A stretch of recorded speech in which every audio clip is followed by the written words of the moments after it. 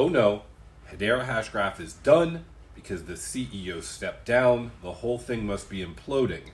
I think that's what some people think based on what I've seen on Twitter and other places. But I'm here to tell you, it's just the natural course of things. 6 days a week, I do crypto for the rest of us in the morning, tip, tool, or coin analysis. In the evenings, when warranted, I do episodes specifically to HBAR and ICP. Today, we're going to talk about Hedera Hashgraph. I always have to say, informational purposes only. I'm a big dumb animal. I'm invested in both. I think they're both great layer ones. I think they're both very different. That's why I combine them together, and I think they have great momentum, and they're going to do big things. So recently, it came out. The HBAR Foundation said that, hey, effective August 31st, 2024, this just happened, the CEO would no longer be the CEO. That was Shane Higdon. Don't know anything about him, don't know anything about the situation. He's stepping down.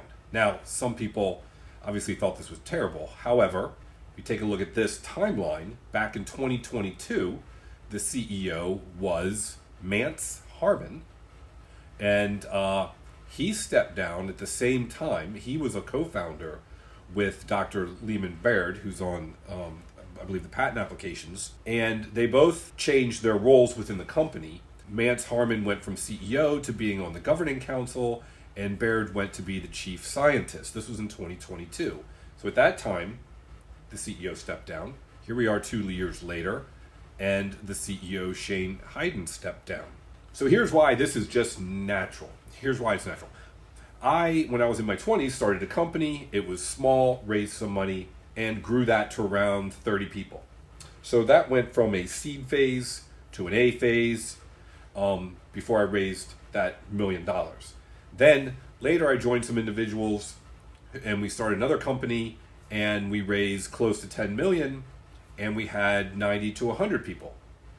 And I haven't had a company myself that I've been involved in with thousands of people. Never done that. Okay, so what am I getting at?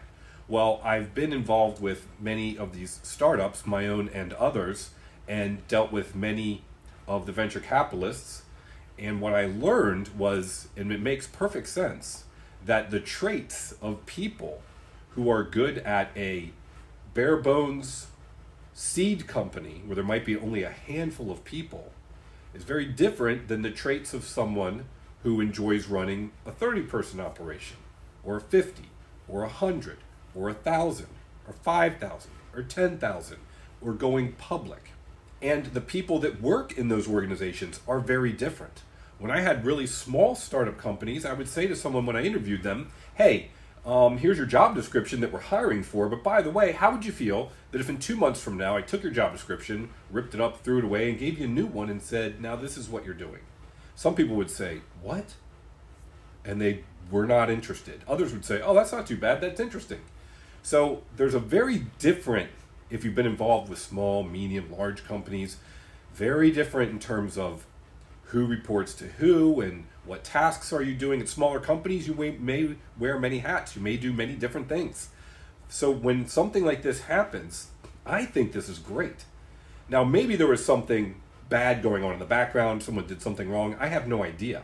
I'm just going to have to assume that this individual or those individuals just kind of outgrew their roles. The original CEO, the original founders probably said, you know what? We're better suited to be in these positions in the company as it grows. We've been each wearing multiple hats. This is what we're best at. Let's bring in someone else to do this because there's too much on my plate right now. That's typically what happens.